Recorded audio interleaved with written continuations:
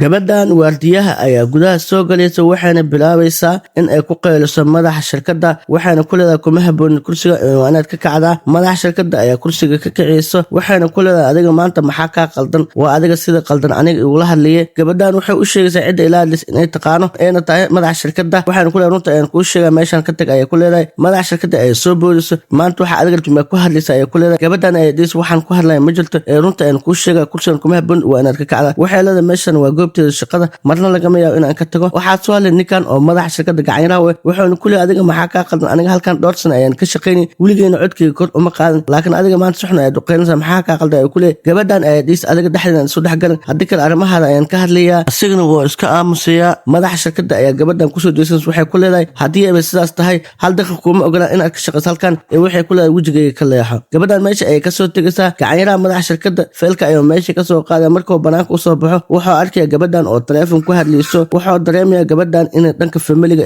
inay dhibaato ka haysato. gabadhani waxay laadaysaa dhakhtarka wuxuuna u sheegay aabeed inuu xanuunsan yahay sidaas darteed xaaladiisna ay kasii dartay. oo soo laabana wuxuu kusoo noqonaya madaxa shirkadda wuxuuna u sheegaya gabadha maanta waxay u qeylanaysay in dhanka familiga laga haysto. wuxuu ku leeyahay gabadhaas dhibaato ayaa haysato way murugoonaysaa. waxay leedahay aniga ayaa hadda wacay waxaana bilaabaysaa inay wacdo gabadha waardiyaha. gabadha waardiyaha ayaa imaanayso markay imaado madaxa shirkadda ayaa ku dhisa maanta waxaad u qeylinaysa waa leeshay waa ogaaday dhanka familiga in laga haysto. fadlan furo calaamada gambaleelkaas si aad ula socoto muuqaal baan soo gelino. muuqaalkan laagala sheergala asxaabtaada la wadaag intaas waxay inoo tahay dhiirigelin. gabadhan ayaa u sheegaysa dhowr maalmood inay shirkaddan ka dalbatay in ay fasax ay siiyaan balse ay sii waayeen fasax sidaa darteed maanta u samaysa middaani. waxay leedahay islaantan haddii aad shirkaddan aad ka tagto aabahaga masruufkiisa iyo daawooyinkiisa xaggee baad ka bixi lahayd. mideeda kale waxay ku leedahay maxaad aniga iigu sheegaysay in ay dhibaatadaas ku haysato mar hore aniga ayaa xalin lahaaye. waxay leedahay aabahaga qarash alaa qarashkii ku baxo aniga ayaa bixinaya daawooyinkiisa. waxay leedahay maanta waa in aad baxdaa aad aadaa tuulada lacagtaadana akoonka ayaan hadda kugu soo shubay ayaa ku leedahay. gabadha way farxaysaa marwada ayna bilaabaysaa in uu u mahad celiso. waxay ku leedahay marwa igana la noqo aad ayaan aaga xumahay sida qaabka daran aan kula dhaqmay ma ahayn in aan sidaas kula dhaqmo